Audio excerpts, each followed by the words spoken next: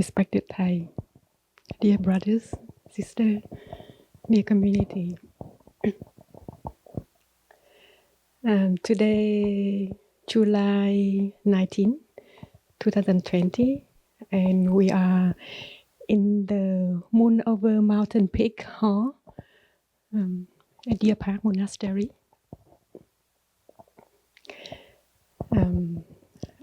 First, I'd like to express my gratitude for my brothers for creating the opportunity for your sisters to come to join the Day of Mindfulness in Solidity Hamlet and to share our practice. I think in June, it was Sister D that she came for the first time to offer the Dharma talk. And today I have this opportunity to be here. And I think in September, August, Sister will continue to come to join and share the practice. And I'd like to thank my younger sister, Sister Thanh Hương too. And Sister Thanh, she's supposed to be here today, but she has been sick for 2 days now. So, so thank you for being here with me.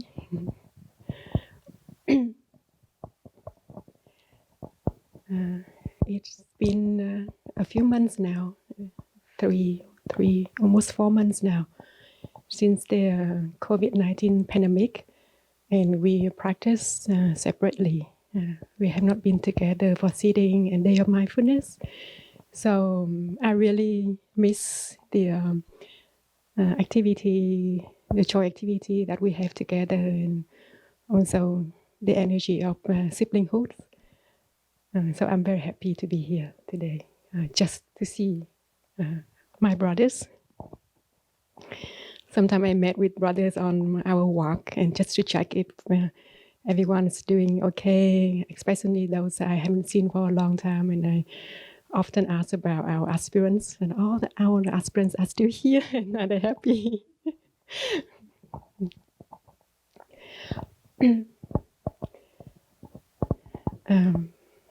Today I would like to share about aspirations.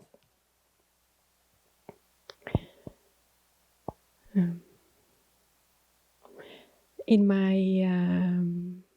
my practice, over the years, I found that coming back to my aspirations, to be in touch with my aspiration as often as I remember, it's very helpful. It helps me to be more focused on my practice. It helps me not being carried away by the majority. Sometimes because I also enjoy and like it, and sometimes I don't like it, and it can create a mental formation called aversion, attachment if I like, and aversion if I don't like. But remember my aspiration and coming back to my aspiration, it protects me from being carried away by the things around me. So I would like to share my practice in the spirit of being in touch with my aspiration today. I guess that if not all of us, most of us began our path, our practice with some sort of aspiration. Maybe let us take a moment to come back and to remember the first time that we came in touch with the practice. whether we join the local Sangha for the first time, or we come to a retreat for the first time, or we come to the monastery just for a day of mindfulness, for a seasonal retreat. Just take a moment to reflect that moment and remember what brought us to that event.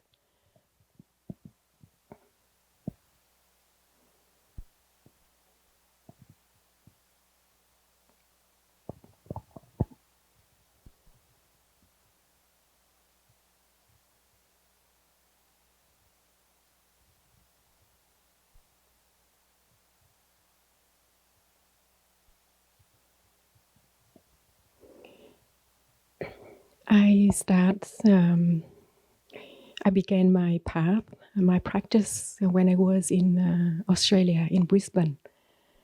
And one of my close friend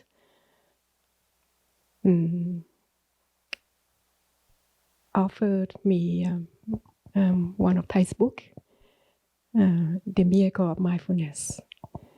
So I read and I practiced breathing. And we, the two of us, we practice breathing together. And we wanted to find a meditation center, meditation practice group. And we thought that maybe there should be a group that practice Thai teaching in Brisbane, where we live.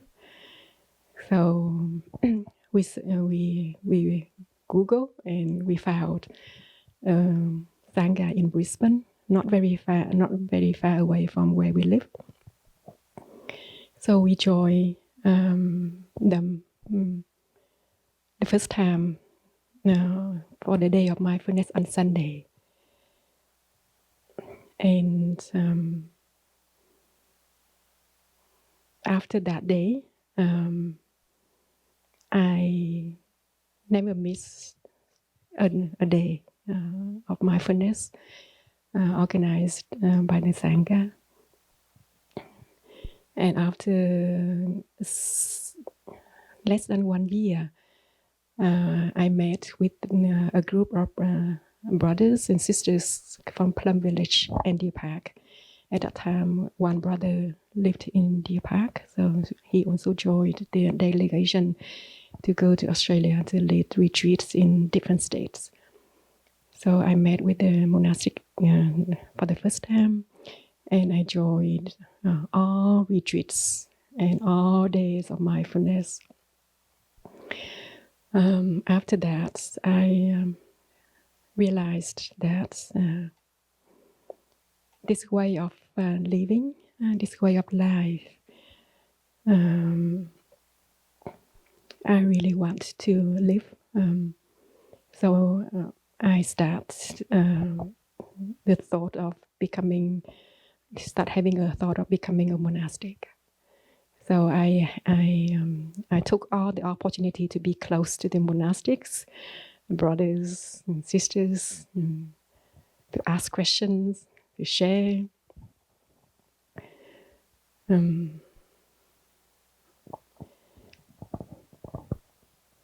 And my aspiration at that time was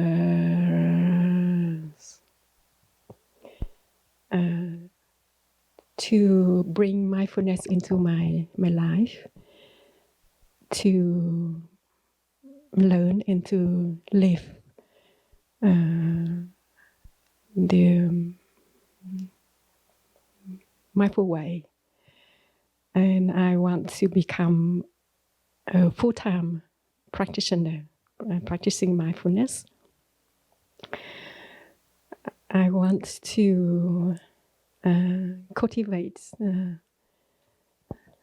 loving kindness. I was very inspired by one of the brothers in the delegation came to Australia at that time. Brother Nguyễn Lực might know Thầy Pháp Ứng. So I was very, Brother Đạo Tuệ also know, I was very inspired by Thầy Pháp Ứng practice.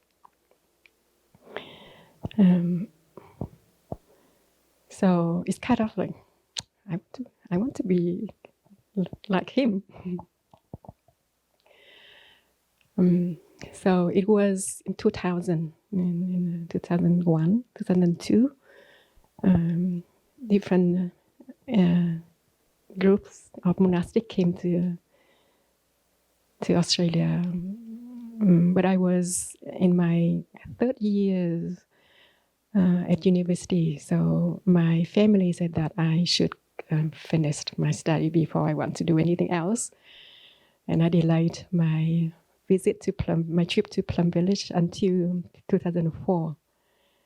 When I came to Plum Village in 2004, after a few weeks, and I was reassured that this is the life that I want to live, and this is the community that I want to be part of.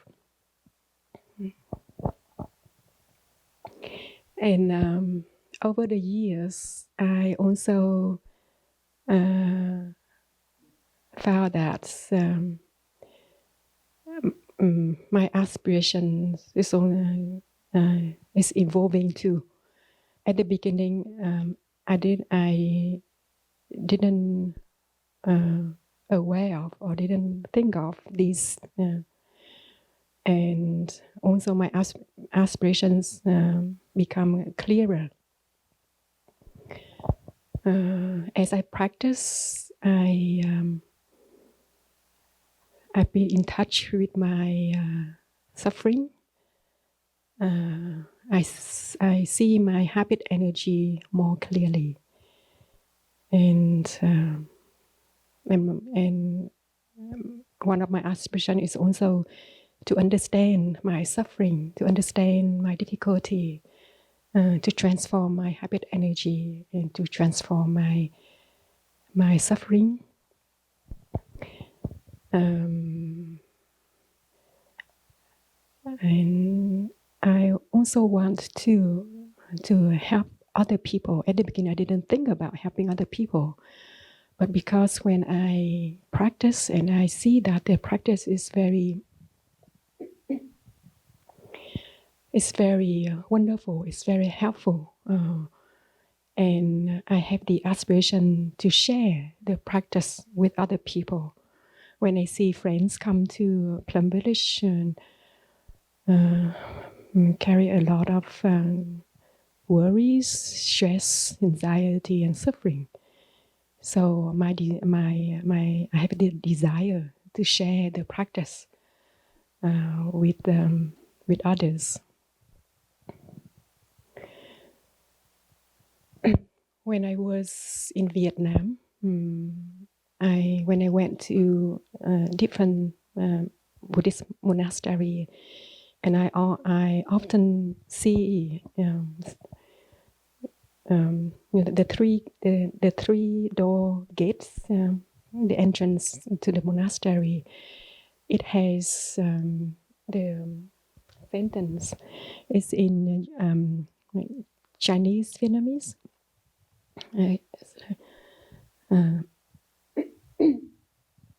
Duy tuệ thị nghiệp. So Duy means only. You heard that the manifestation only. Duy biểu học. So Duy means only. Tuệ means understanding or insight, wisdom. Thị nghiệp. Thị means ease. To be ease. Nghiệp means our career. And then when at Plum Village, when I study, I chant the sutra, the 8 realization of great beings. And in the 3rd realization,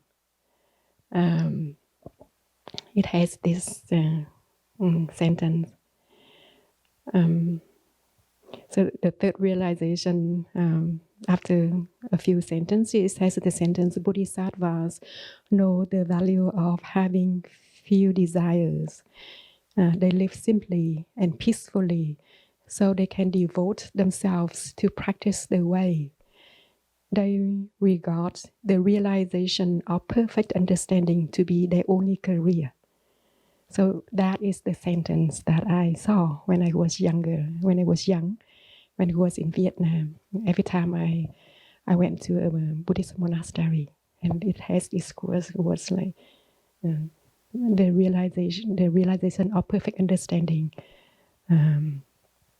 is their only career. And that's also become, I guess, that in later years, my deepest aspiration. I also see very clearly that when I'm able to understand myself, I can understand others. If I can understand my suffering, the way I think, the way I do, the way I react, when I see that in other people, I feel I can understand. And sometimes when I have a consultation with friends at a retreat or just in a weekly retreat in Solidity Hamlet, when I listen to their sharing and when I share just my experience, and I said that, how do you know? I didn't tell you anything about my stories or my family. How do you know? And I realized that because I understand, my suffering, my difficulty, that is also what I experience. So when I hear from other people share, when I listen to them, I can relate to it very deeply.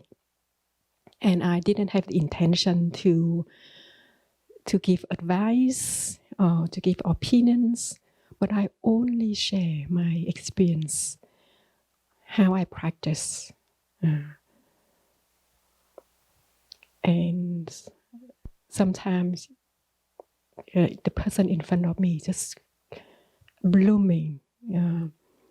And every time I have experience like that, I feel so deeply grateful for the practice because I see that it works for me and it also works for other people. So that is also reaffirm that I only need to practice to understand myself, to understand my suffering, to understand my difficulty, to understand my habit energy. I will be able to help other people, whoever I come across with in my life, in my practice.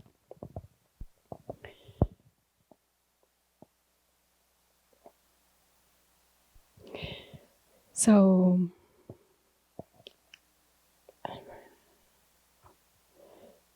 reflect back to my early time at Plum Village. Some other aspirations you may not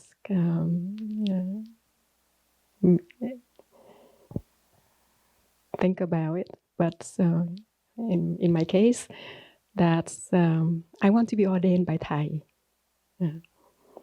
I want to be Thai's disciple. I want to be, it's a sense of belonging. I want to belong to the Plum Village family, the Brown family. So after I ordain, I can take from my list, aspiration list, I want to be ordained by Thai. Yes. I want to be part of this Brown family, Plum Village tradition. Take. I want to be a full-time practitioner. Take.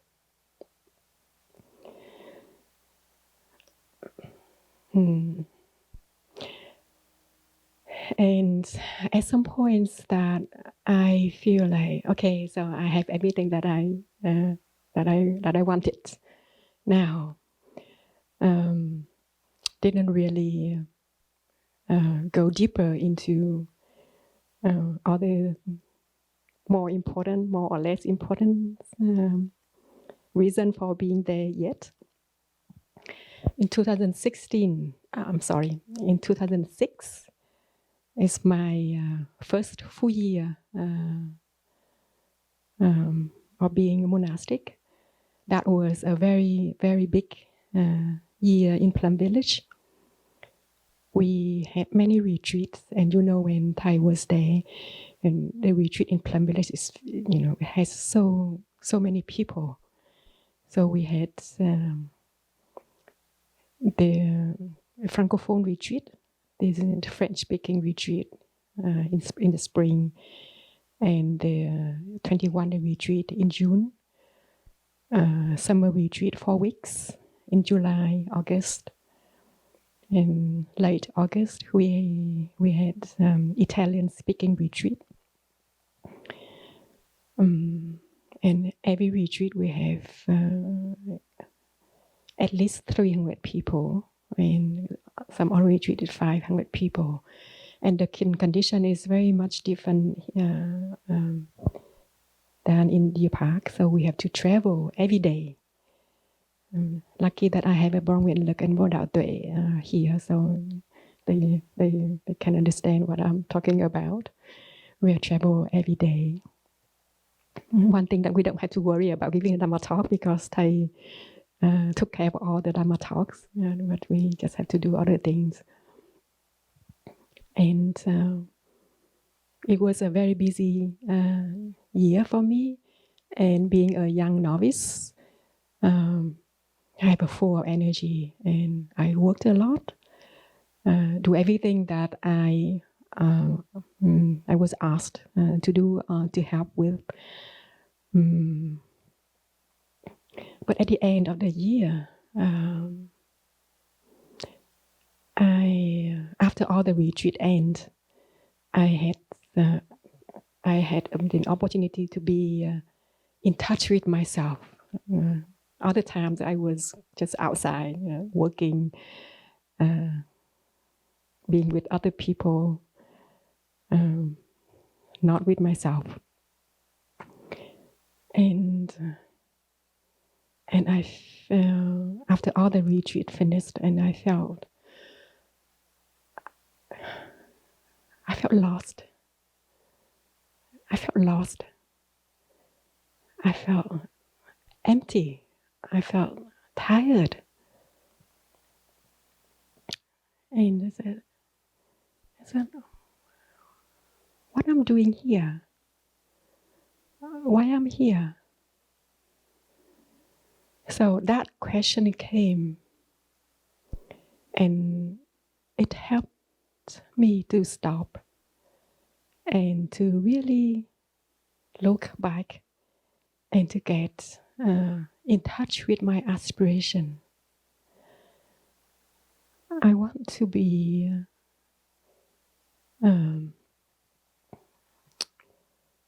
to bring mindfulness into my everyday life.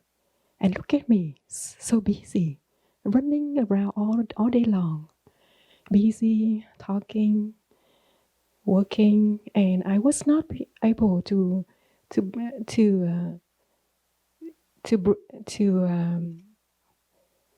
apply, to bring the practice into my daily life, like when I work, when I'm interact with people. But working is working only, and I don't have much time to practice.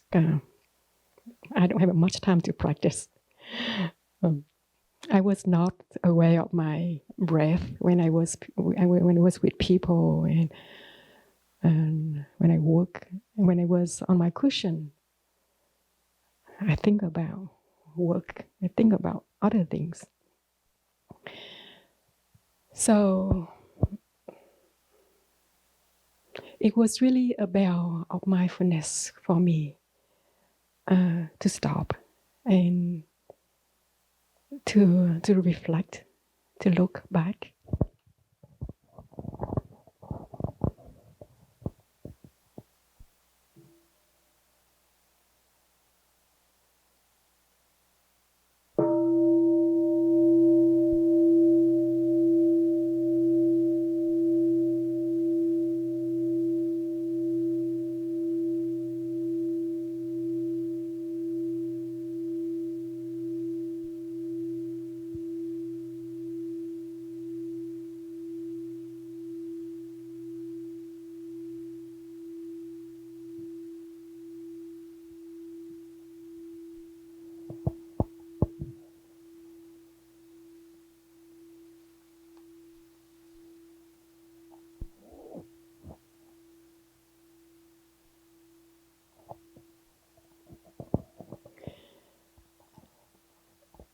I found that I didn't have much space within.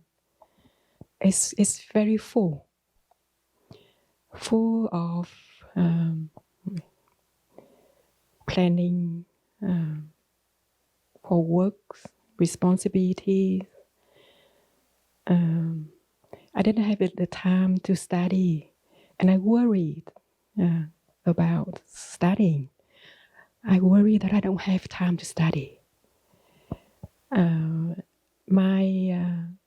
My practice when I'm on my cushion, when I'm with the Sangha to practice walking meditation, and the quality of my sitting and walking is very poor, and I felt disappointed.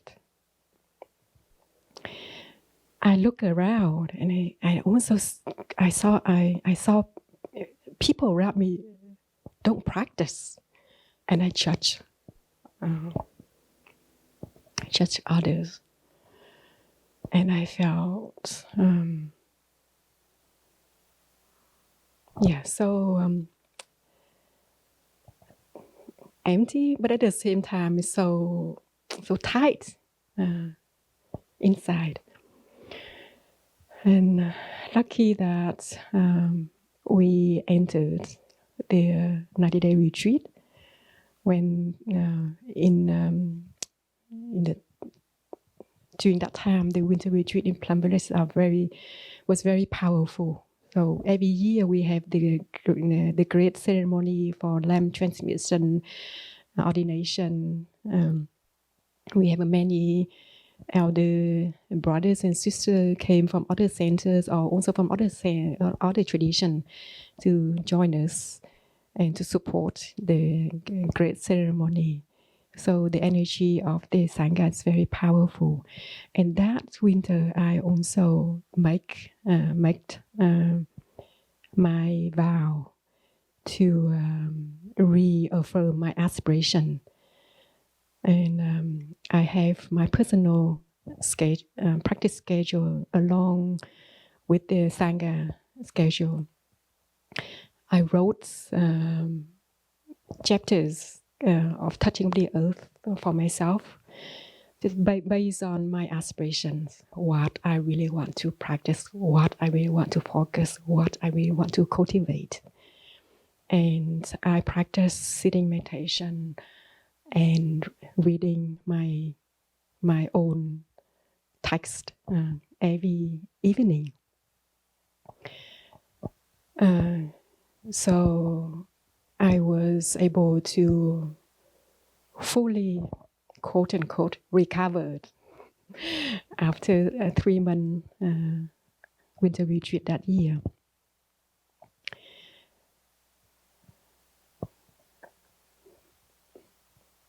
And since that experience, I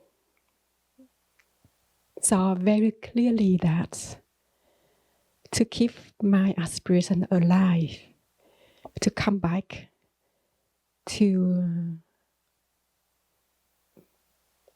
be in touch with my aspirations as often as possible is very important. I want to practice mindfulness. I want to live mindful life. So what do I need to do in order to realize my aspiration? Then I will need to practice the basic practice wholeheartedly in my daily life.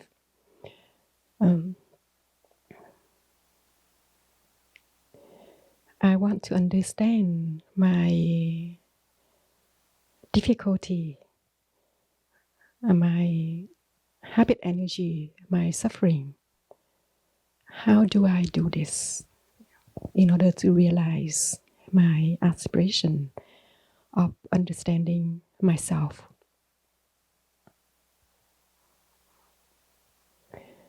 So I often ask myself questions. How do I practice?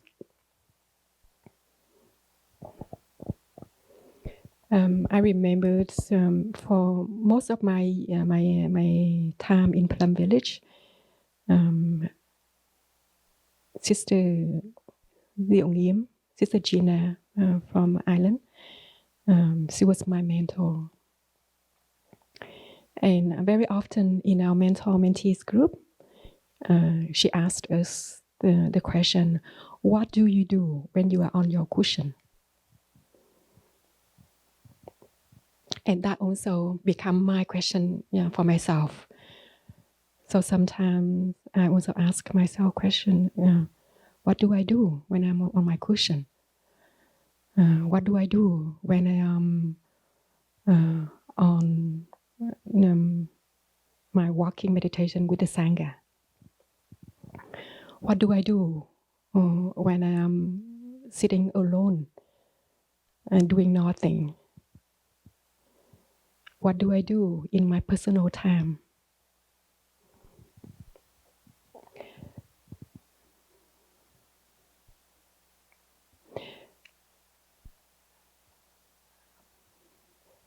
So it helps me to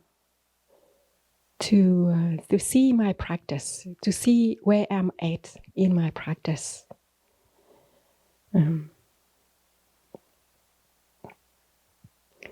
2 weeks ago on Sunday, we listened to Thai Dharma talk in Vietnamese, and Sister Ji and Thanh Hương had the translation.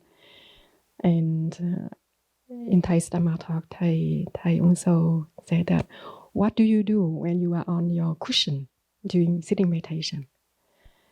If suddenly you see that, you see a bowl of noodle in front of you, phở, during your sitting meditation, that's not possible. Sitting meditation is not the time to think about phở.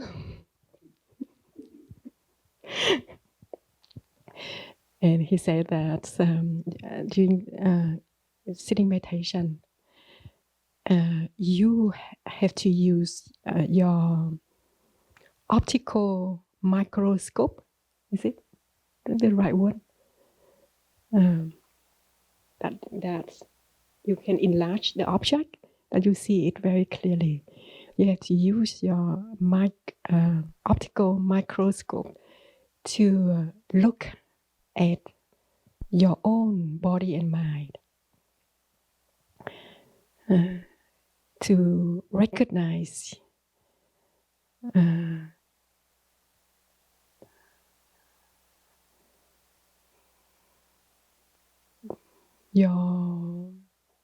to be with your mental formations, your feelings, and to look deeply into the things that is in your body or in your mind.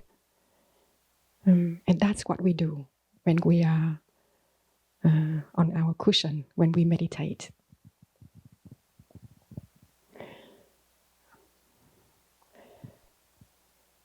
So,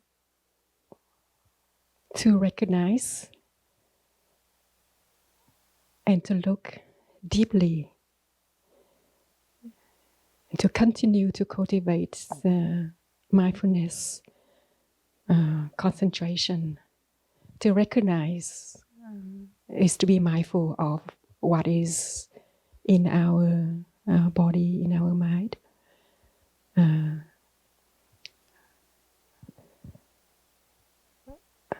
To look deeply is to concentrate on that, whatever is there, in order to understand.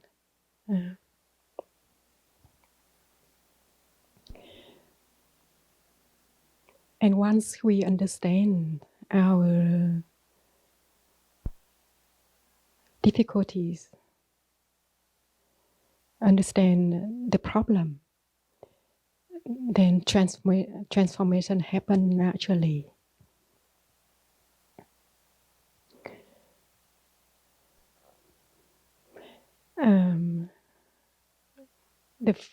my early years, I had a lot of difficulties because I was not able to recognize it timely.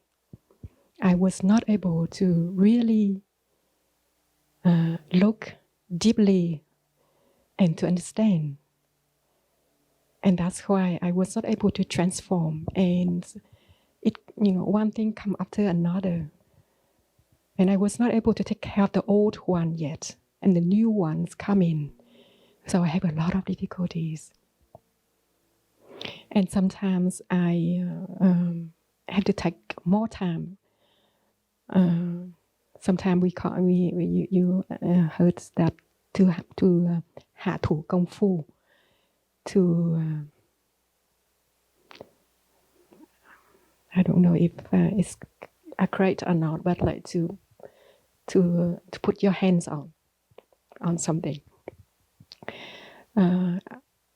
I use the lazy times, whether it's 1 week or 2 weeks or 10 days, to practice noble silence, solo retreat. So to have more time to calm down, to be still, so that I can really see, recognize my problems, and to look deeply to understand. There was once winter retreat that I asked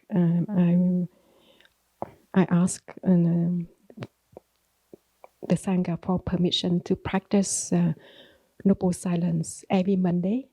And then after the winter retreat, we have the lazy times, and I continue with the solo retreat, 10 days. In Plum Village, we have only 10 days lazy after the big retreat, not 2 weeks.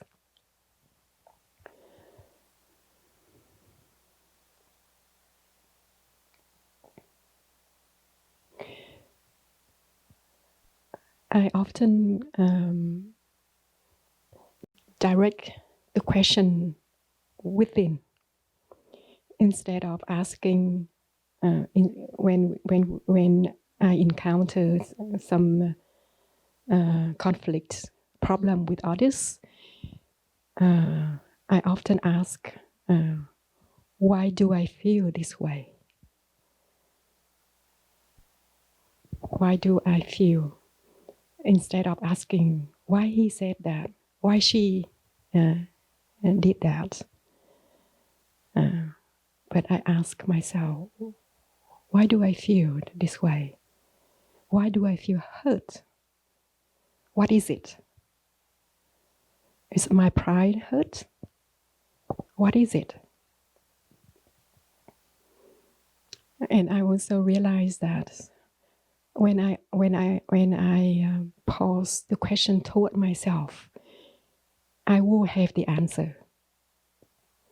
But when I put the question outside, to pose the question to people outside, I will not have the answer, because I don't know. I don't know why she said that, why she did that. But I can have the answer that, why do I feel this way? Why do I feel hurt? Why do I feel? So I also, in practice, in all situations, that directing the question within myself. And I found that that is also a way to understand myself, to understand my difficulties, to understand my suffering. Sometimes I found that, this is I inherit from my family, my mother. And sometimes I said this habit energy is so strong. Sometimes I really found that it's my pride. I cannot, I don't want to admit what someone just said to me. So I react and I feel hurt. Ouch, it's hurt. And once I understand it, and I can smile at it, and that would be my another focus in my practice.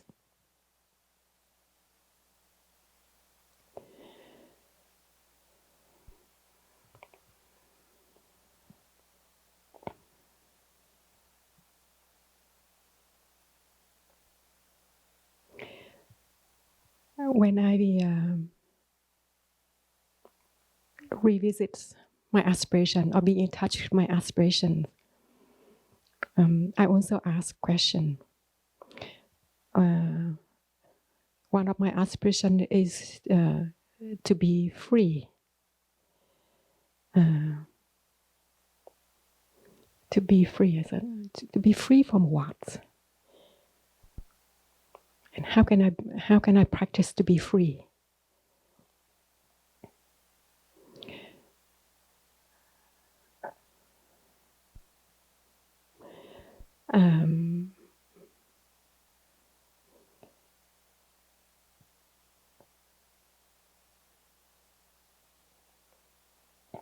My aspiration to be happy and to be at peace. How can I practice to be happy? To be at peace. And I also reflect on the times that I feel super happy.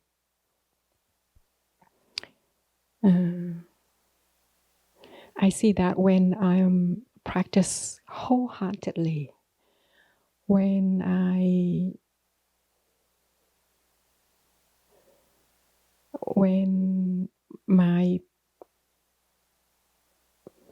see that when I see the quality of my practice, for example, make it more concrete. After a 45-minute sitting meditation in the morning, if I see that I had a very good meditation this morning, my body will feel very relaxed, feel well, my mind is calmed. I didn't have any, a lot of thoughts. I was able to be with my body, my breathing. My mind was like a still, calm lake. Walking out the meditation hall, I touched that deep joy, deep peace.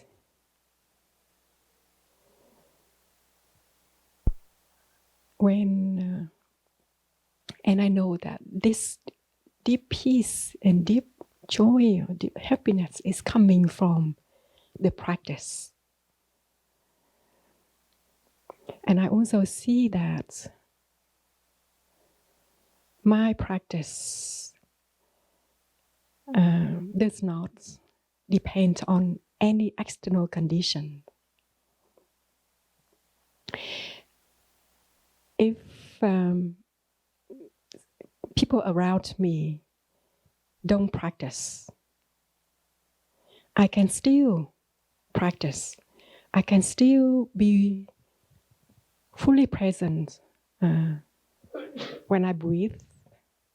I can still be fully present when I walk. I can be fully present with my body, with my mind. Sometimes it's difficult because the mind is very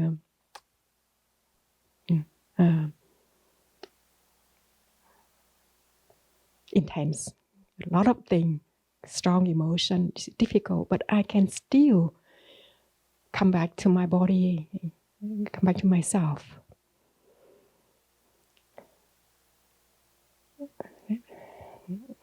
Take an example when we have a lazy period.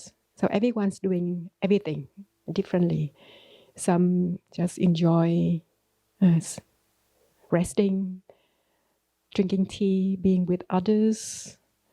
Some enjoy sleep in a little bit more. I still want to do sitting meditation in the morning. So my sitting meditation every day is not depend on the Sangha schedule. It's not depend on other people if they practice or not. I can still practice sitting meditation. I can still have wonderful sitting meditation sessions.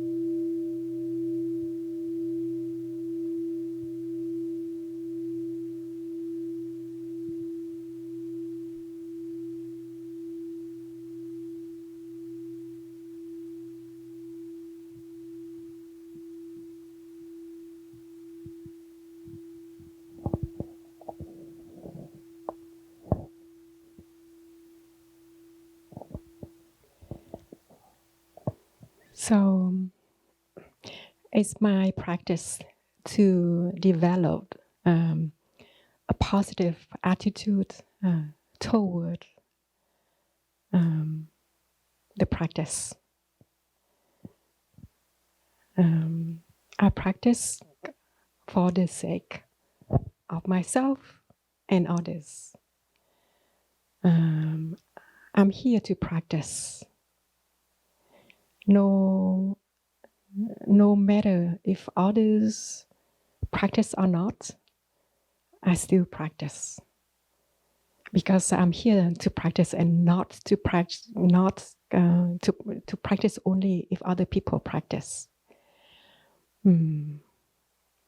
I also already experienced that I like to practice during the lazy day, during the lazy period, in my personal time. So it's also become very clear to me that I can still practice, and I want to practice without the Sangha's formal practice schedules.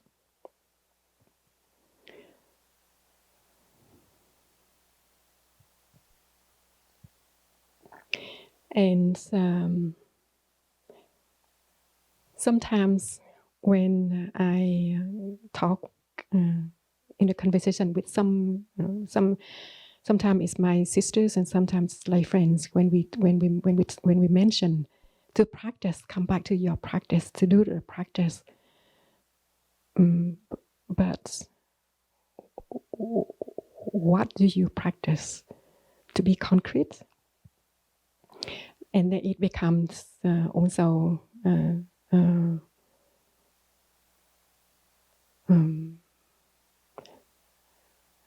I bring this into my awareness, that to be more concrete in the practice.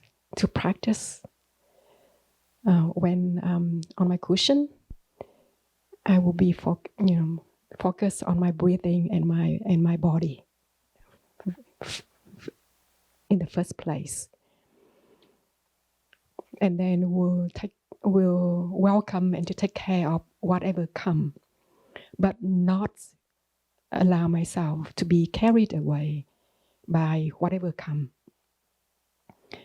To be there, to welcome guests come in, and then to say goodbye to guests.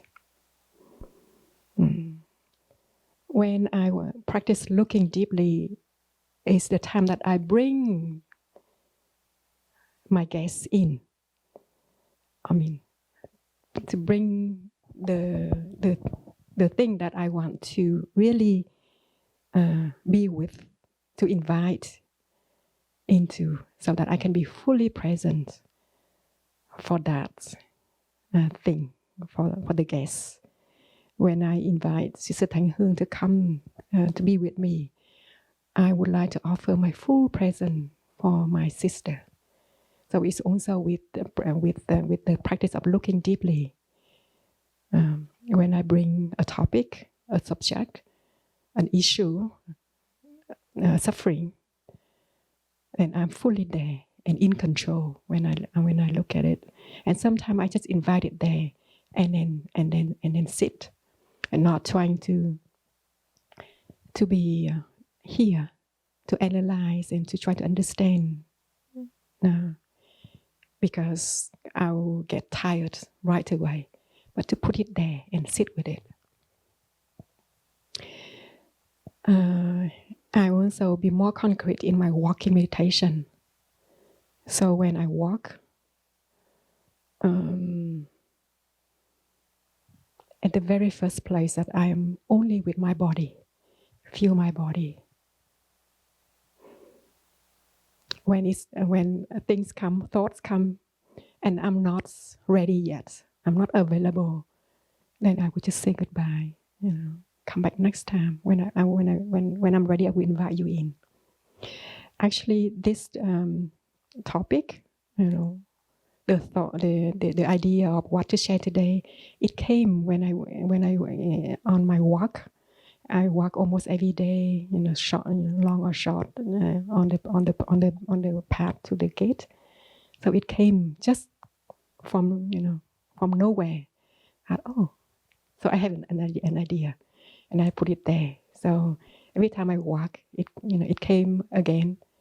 So it came many times. So I thought that this is the right time. So I will share this time about this.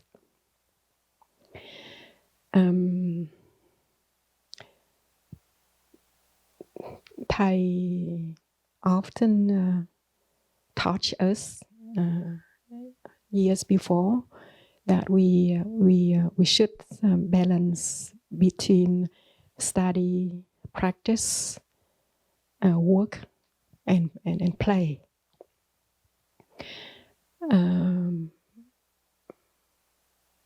I want to relate to mention only study and practice.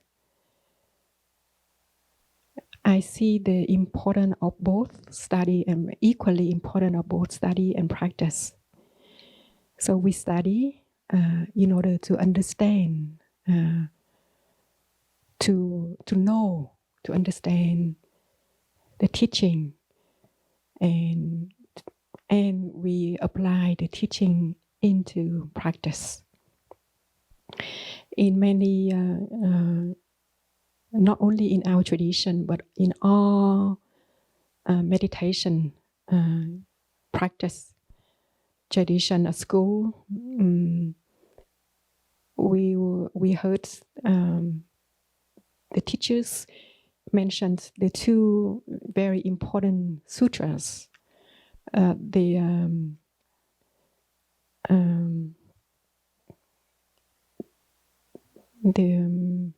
mindfulness of the breathing, and the 4 establishments of mindfulness. And we can see the mindfulness of breathing in the 4 establishments of mindfulness, and vice versa too. So that is also a very important teachings for me to bring it into my everyday life, to check my practice. Do I apply this exercise, the breathing exercise? How do I practice? How is my practice of the breathing exercises? The 4 establishments of mindfulness. Do I bring this teaching into my daily practice? How do I practice these teachings?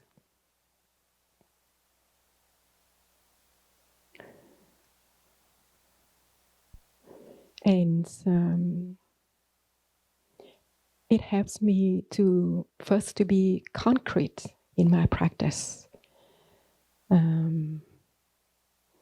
It helps me to see where I'm at in my practice, the quality of my practice. It's also helped me to see if I make any progress in my practice.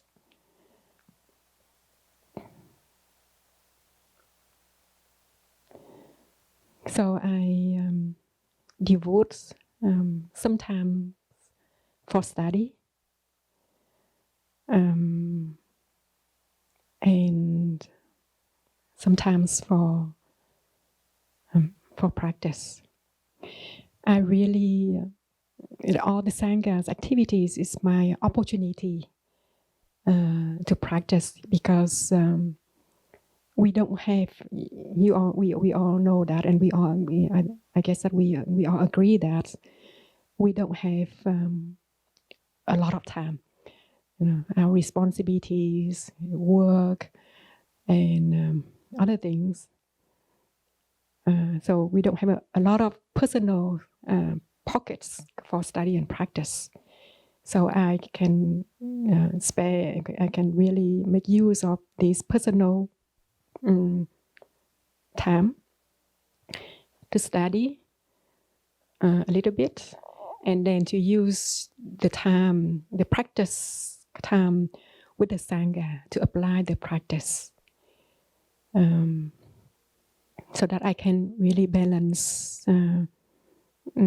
my study and practice in my daily life. When Thầy Pháp Hải, last year, when Thầy Pháp Hải was here, and he gave a series of talks on the 8 realities of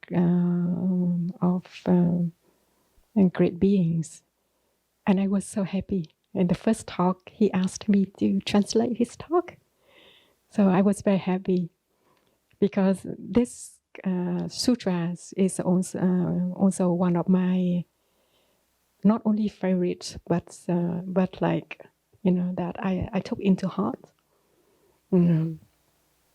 because the 8 realizations very much the aspirations of our monastic life, to realize perfect understanding.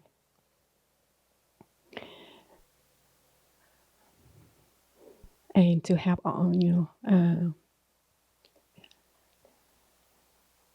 beings to arrive at deep peace, great joy. It's very much our aspirations. So reading, chanting, studying the great realization of great beings, also helping me to be in touch with my aspirations, to remind me of my aspirations.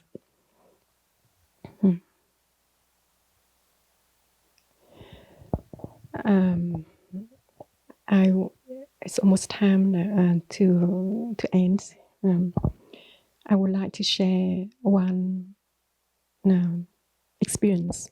I think I shared with some of you at different times already.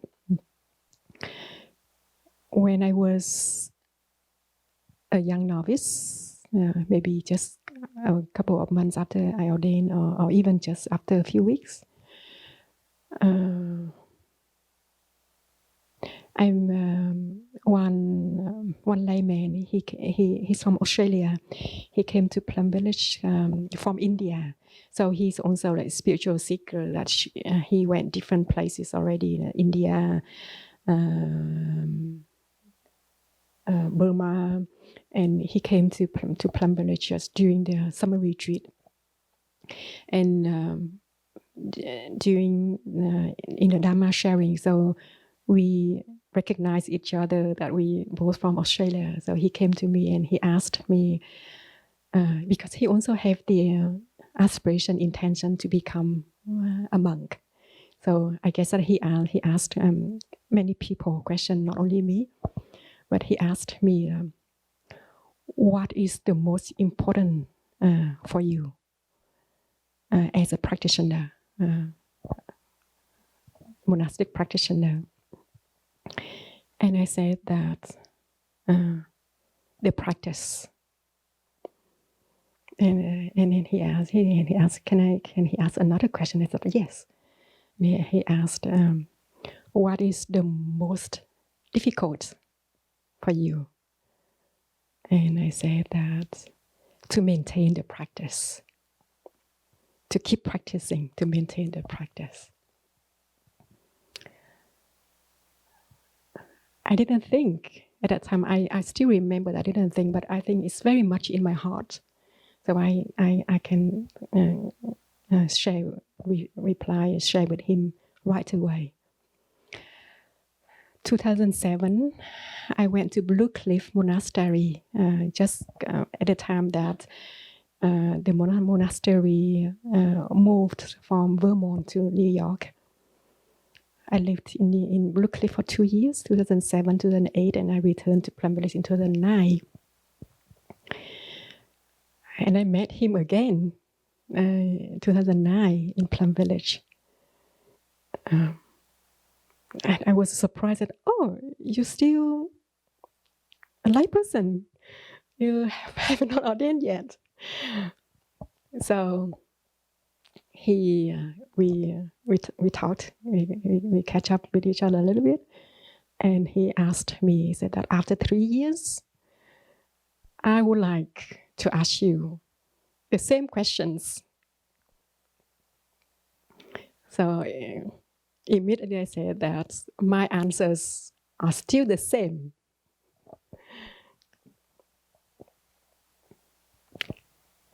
Last year, we went to Dreamforce to offer the practice at Dreamforce. And Thai, brother Yasha and Thai Kylie was there with us too. So Thai Kylie and I, we had some time to drink tea together and just on a lazy day. So we shared, we talked, and I shared with him. Somehow we came to this topic, and I shared with him this my story with the layman from Australia, and he looked at me. And I said to him, I said that, I know you are about to ask me the question that, so you said that the most important is the practice, but what do you mean to practice or the practice? And he said, how do you know that I'm going to ask you this question? So, and I shared with him. I said that when I say that the practice, what I meant is the sitting meditation, the walking meditation, the mindfulness practice. When I sit, my practice is to be aware of my breathing, to be aware of my body, to be aware of my mental formation, to be aware of my feelings, and to look deeply, to understand. When I walk, my practice is to be also to be just walking, to be aware of my step, to be aware of my body. When I cook, I just cook. I'm aware of my bodily movement. In the cooking, where in the kitchen, I'm aware of my thoughts, my feelings. And when I'm alone, when I sit and do nothing in my study corner. I'm just with my body and my mind, to watch my body and my mind, to see what is there, and to be with it, to understand. my practice is the Four Noble Truths, to recognize suffering, the first Noble Truth, to understand the cause of my suffering is to look deeply. And when I understand my suffering, transformation comes. And that is my joy and my happiness. The absence of suffering is happiness, is joy. So when I say that the practice is the 14 exercise, the 16 exercise of breathing, the 4 establishment of mindfulness, and apply the Four Noble Truths into every details, issues, difficulties, suffering in my daily life, because it's all just that.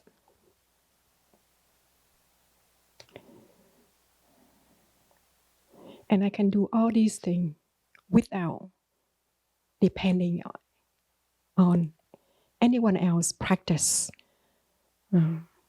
without the Sangha formal practice schedule. So I also want to be very concrete in my practice. That's what I shared with Kylie. And he looked at me and said, "Sister, you grown up." Sorry, because I don't want to share it, but I just have to finish my story.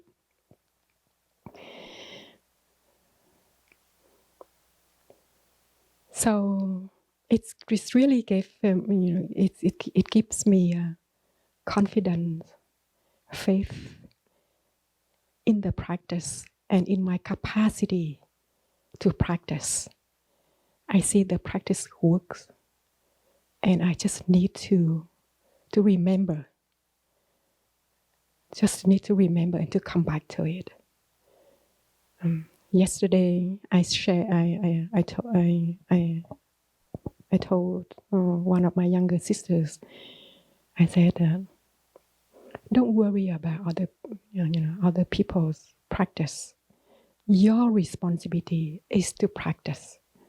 You are not only practice for yourself, but you also practice for other people. Because when we practice, we contribute the energy of practice into the collective energy, and energy of practice of the Sangha. So that is also another way to build the Sangha. Building Sangha it doesn't mean that just to come together and to do things together, to hang out, to drink tea, to talk, to laugh, but practice. I benefit from the collective practice energy of the Sangha. Then I know that other people also benefit from the collective energy of the Sangha. So my responsibility, my offering is to contribute to that, to the collective energy of practice of the Sangha.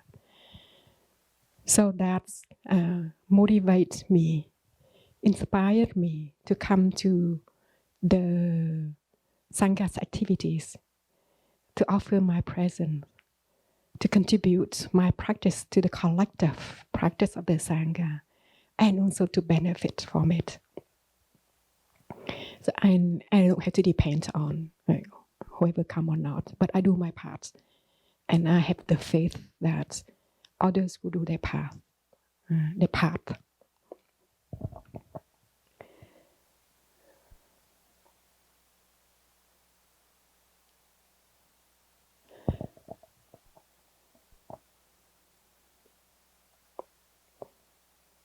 So I would like to maybe just to summarize my sharing today.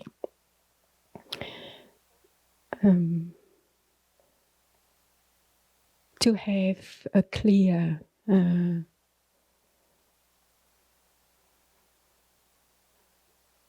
maybe list, I don't know, but like to be clear about our aspirations, and and to have it, to keep it alive within in our daily life is important, so that it helps us to return to this, to get in touch with the reason, the aspiration, that why we are here, what we are doing here.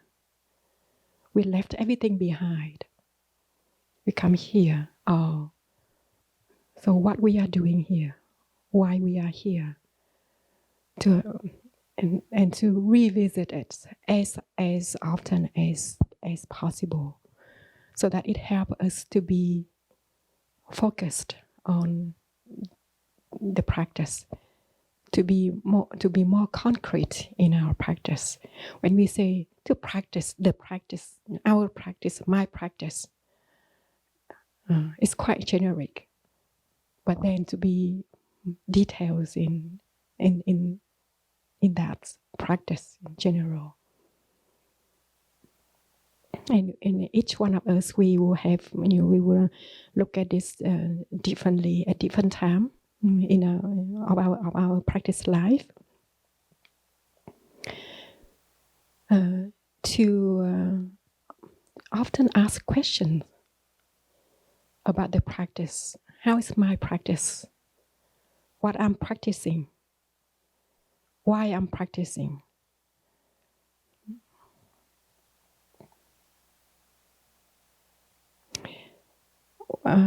When we encounter some difficulties, challenges, also to redirect the question within, in order to understand our difficulties, our suffering,